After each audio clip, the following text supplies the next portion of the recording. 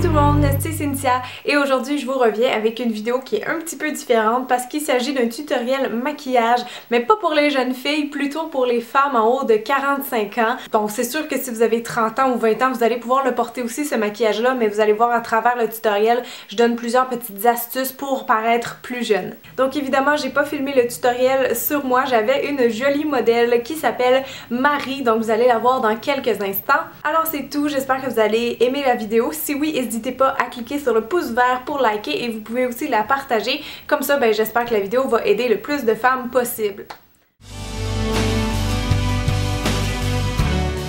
Donc quelques petits conseils pour les yeux. En fait, le maquillage des yeux, dès qu'on dépasse à peu près le 40 ans, le but c'est vraiment de définir les yeux, de les faire ressortir mais sans aucune ligne dure parce que ça pourrait vraiment vieillir le regard. Pour les couleurs, moi j'ai une préférence pour les couleurs lumineuses parce que je trouve que ça ajoute une petite touche de brillance au maquillage. Je sais qu'on dit souvent aux peaux matures de pas mettre d'ombre à paupières avec des brillants ou avec du satiné. En fait, c'est plus ou moins vrai. Je pense qu'on peut se le permettre, surtout dans des occasions spéciales. C'est juste que le côté satiné va faire ressortir un peu la texture de la ride si on veut. Donc c'est pour ça qu'on dit ça, mais moi je pense que le maquillage n'a pas tellement de règles très strictes. L'important c'est de s'amuser avec ça et tant que ça a l'air doux, professionnel, il n'y a pas de problème. Et l'important surtout, c'est pas de choisir des ombres à paupières qui sont trop foncées parce que là, ça va juste rapetisser vos yeux puis durcir vraiment votre regard et le vieillir un petit peu.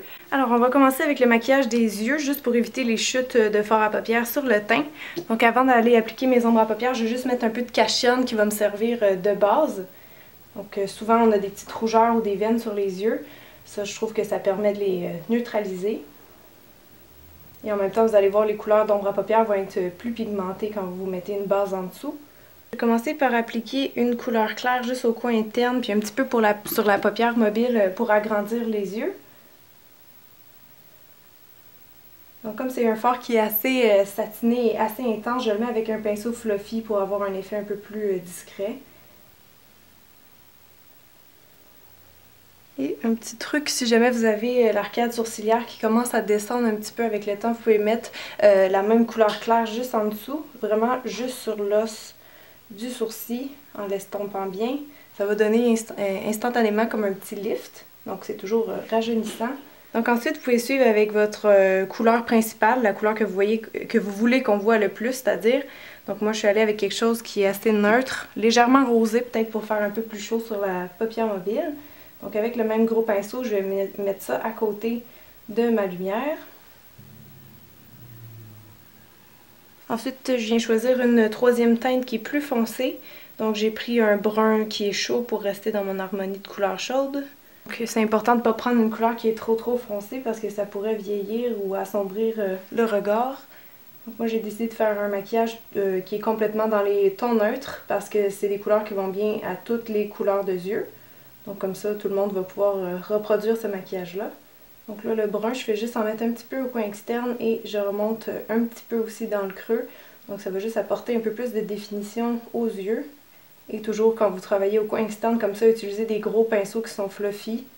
Je vais même repasser avec un pinceau qui est encore plus large, juste pour estomper les contours. C'est important que le maquillage des yeux soit vraiment doux. Donc avec la même teinte de brun moyen ou foncé et un pinceau plat, je vais juste aller en glisser un petit peu en dessous de son œil. Donc je vais te demander de regarder par en haut. Voilà. En fait, vous voyez souvent les personnes, disons en haut de 50, 60, souvent pour comme faire ressortir leurs yeux, ils mettent du crayon partout autour, mais je trouve que ça fait beaucoup plus délicat en mettant juste un peu d'ombre à paupières. Puis vraiment, venez après ça avec votre doigt ou un Q-tip, l'estomper. Et c'est important que votre couleur foncée, vous la mettiez pas partout en bas parce que ça va vraiment venir refermer vos yeux. Donc je l'estompe pour vraiment que l'impact de couleur soit ici au coin externe. Je vais reprendre un petit peu de ma lumière que j'ai mis tantôt en fait mélangée avec ma couleur principale, donc un peu de couleur un peu champagne dans le fond avec un petit rose pâle. Et je vais juste glisser ça au coin interne encore en bas, juste pour illuminer puis agrandir un peu plus les yeux. Donc tu peux regarder en haut encore s'il te plaît. Juste vraiment en petites touches. Vous allez voir, ça donne un peu plus de lumière au regard. Donc c'est pour ça que je dis, si vous tenez absolument à maquiller le dessous de vos yeux, vous pouvez le faire de cette façon-là. Je vais faire mon trait d'eyeliner assez fin parce qu'évidemment, je veux pas trop rapetisser les yeux, trop prendre dans la paupière mobile. Donc je soulève un petit peu la paupière vers le haut pour que la paupière soit bien lisse. Et je viens juste glisser le crayon noir un petit peu entre les cils. Donc ça va donner une apparence de cils plus fournie et ça va aider à définir les yeux. Vous pourriez prendre un liner liquide ou en gel si vous préférez. Souvent c'est plus longue tenue vu que ça ne fait pas de transfert sur la paupière en haut. Moi j'ai pris un crayon parce que l'effet est plus doux sur les yeux tout simplement. Est-ce que tu suggères d'arrêter le trait vraiment à la fin de l'œil ou tu le poursuis un peu? Moi, ça va dépendre vraiment de la paupière parce que souvent, en vieillissant, ce qui arrive, c'est que la paupière ici, elle descend par-dessus ou le creux va aller trop loin ou va former comme une ridule ici au coin externe. Fait que si ça arrive, c'est sûr qu'on sera pas capable de faire notre petite virgule parce que ça va comme bloquer. Il y a des formes d'yeux aussi, qu'on soit jeune ou pas, qui vont empêcher de faire un trait qui est super long. Donc, comme toi, dans ton cas, je pourrais l'allonger un petit peu, mais je pourrais pas le faire trop parce que sinon, justement, à cause qu'il y a des petites ridules, ça va faire le trait un petit peu ondulé. Donc je vais juste venir recourber un petit peu ses cils. Elle me dit qu'elle n'a jamais utilisé ça, mais en fait c'est vraiment très pratique à savoir comment l'utiliser parce que ça va venir chercher comme le maximum de vos cils, le plein potentiel de vos cils si on veut. Ça vient vraiment comme les recourber puis les allonger. Donc moi je trouve que c'est une bonne étape à faire, surtout en haut de 40 ans. Donc j'essaye de les prendre à la base le plus possible pour vraiment aller chercher toute leur longueur. Je fais une pression assez ferme et je recommence un petit peu plus haut pour vraiment leur faire une bonne courbe. Ça fait pas mal? Pas du tout. Ok. Fait que c'est pas un instrument de torture, totalement. Donc juste avant de mettre le mascara, comme elle m'a dit qu'elle trouvait ses cils assez courts, je vais venir mettre une petite base blanche comme ça. En fait, elle est remplie de fibres, donc ça va allonger temporairement les cils. Évidemment, ensuite, après, on va les recouvrir avec du mascara noir. Évidemment, en vieillissant, on perd souvent ses sourcils et ses cils un peu plus vite. Donc, d'avoir une frange de cils bien fournie, ça peut aider à rajeunir, ça c'est certain. Maintenant, je vais juste aller mettre un mascara noir. Moi, je suggère de prendre toujours noir ou brun. Surtout noir parce que c'est la couleur qui va faire ressortir le plus vos yeux, le plus votre iris. Et le noir, ben, c'est intemporel, c'est classique. Donc, oubliez les mascaras bleus ou verts. Des fois, ça revient à la mode l'été, mais sinon, c'est très associé aux années 80, donc on évite. Il y a d'autres façons de faire ressortir ses yeux, à mon avis. Donc le mascara, on peut en mettre en haut et en bas. Si on en met aussi en bas, ça va agrandir plus les yeux. Regardez tout droit. On va mettre un petit peu aussi en bas. Des sourcils qui sont bien travaillés, qui sont assez fournis, ça peut vous enlever 10 ans. Malheureusement, l'erreur de jeunesse de plusieurs femmes, c'est d'épiler trop les sourcils. Et malheureusement, rendu à 50-60 ans, ben, les cils et les sourcils, on en perd beaucoup plus et ils ont de la misère à repousser. Prenez l'exemple sur ma modèle, Marie, qui a d'ailleurs de très très beaux sourcils fournis. Elle les a pas trop épilés quand elle était jeune et vous voyez le résultat aujourd'hui à 48 ans. Donc j'ai juste pris une poudre comme ça et je prends la teinte qui est plus blond ici. Avec un petit pinceau en biseau, je vais juste venir remplir où ce qui en manque un petit peu. Donc n'oubliez pas une fois que vous avez maquillé les sourcils de juste venir les brosser pour que ça a l'air vraiment très naturel. Que ça se fonde un petit peu entre les poils et dans la peau.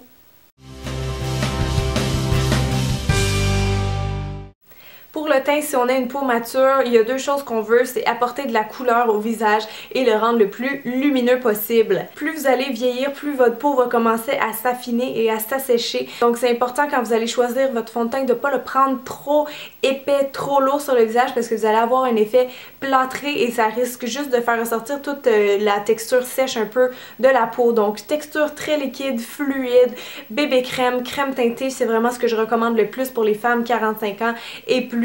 Vous pouvez prendre votre fond de teint avec un effet lumineux, un peu dewy, ou sinon vous pouvez le prendre avec un fini satiné. C'est des belles textures qui vont pas faire ressortir trop les rides, au contraire. Évitez seulement tout ce qui est fond de teint mat ou vraiment trop épais parce que comme je dis, ça va faire ressortir le duvet, les ridules, la sécheresse de la peau, etc. Et ça, personne n'aime ça. Alors maintenant que j'ai démaquillé ce qui était tombé sous les yeux, je vais juste commencer par lui appliquer ça ici. C'est le baume Beauté Éclair de Clarins. Donc j'ai déjà mis une crème hydratante. Si vous n'avez pas la peau sèche, ça pourrait quasiment la remplacer. Donc dans le fond, c'est comme une espèce de gel qui est un peu frais. Je mets ça sur le visage parce que ça illumine le visage, ça retend les traits et c'est même un peu lissant sur les rides. Donc c'est vraiment un produit que j'adore pour les peaux matures. Donc pour le teint, j'ai choisi un fond de teint liquide avec une couvrance moyenne. C'est le fond de teint correcteur fluide couvrance de Avène. Si vous n'avez pas besoin de quelque chose de très couvrant dans le visage, vous pouvez mettre juste comme un hydratant teinté ou une bébé crème et au besoin juste repasser avec un fond de teint couvrant là où vous avez besoin. Donc je commence par l'appliquer au centre du visage. C'est toujours là qu'on a comme le plus de rougeur ou d'imperfection. Vous pouvez le mettre avec vos doigts pour un effet très naturel ou avec un pinceau. Moi, souvent, ce que je fais, c'est que je viens juste déposer le produit ou ce que j'ai besoin de plus de couvrance avec le pinceau et ensuite, je le fonds avec mes doigts pour un résultat qui est plus naturel.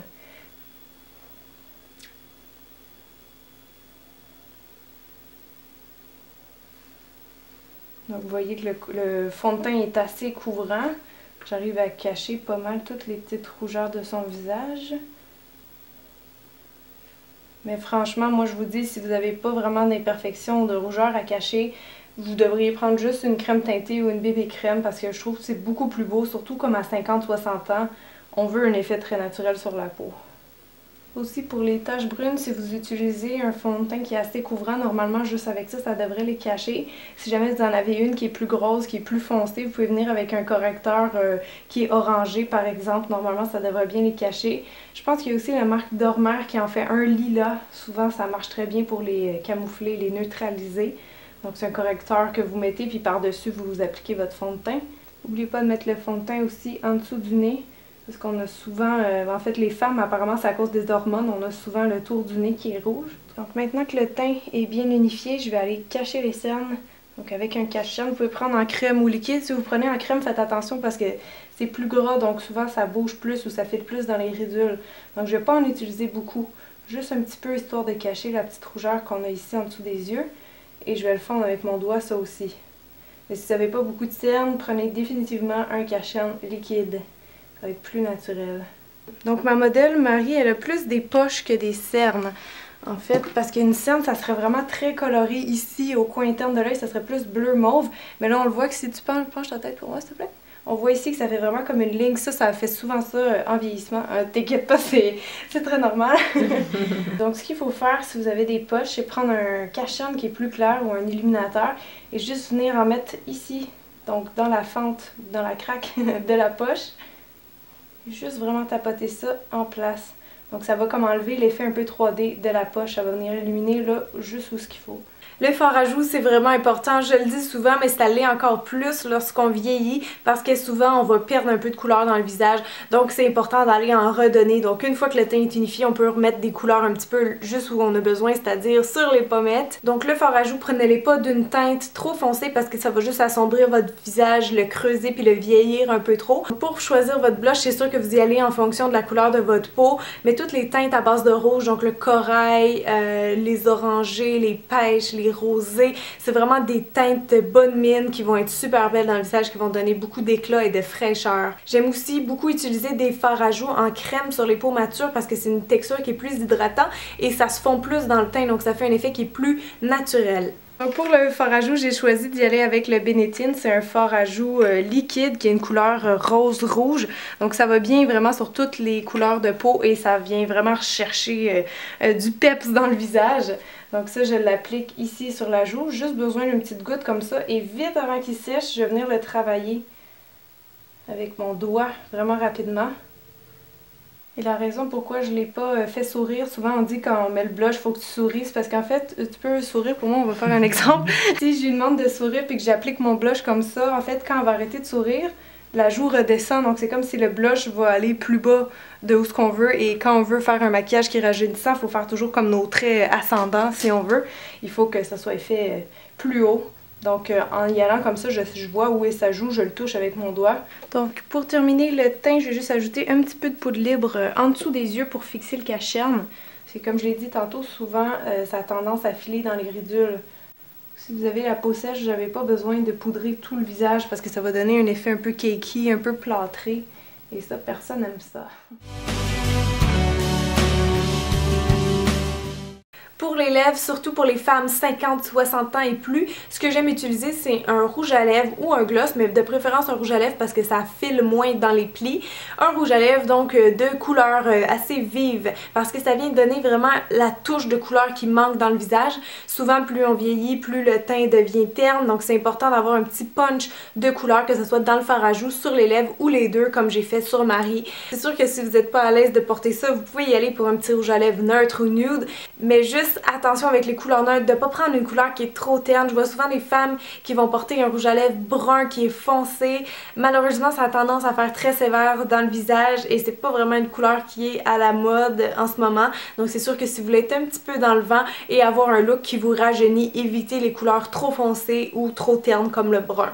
Si jamais vous avez besoin d'un peu de définition ou de grossir légèrement les lèvres, comme elles s'affinent souvent avec le temps, vous pouvez prendre un petit peu de crayon à lèvres, juste doucement redéfinir le contour des lèvres. Encore une fois, on veut pas de lignes trop dures ou de couleurs trop foncées qui contrasteraient avec le rouge à lèvres. Alors pour le rouge à lèvres, j'ai décidé d'y aller avec un rouge à lèvres qui est quand même assez flash, mais pas trop foncé pour pas rapetisser ses lèvres. Donc c'est un rouge à lèvres qui a un fini lustré. En fait, c'est pas vraiment un rouge à lèvres, c'est plus un gloss rouge à lèvres.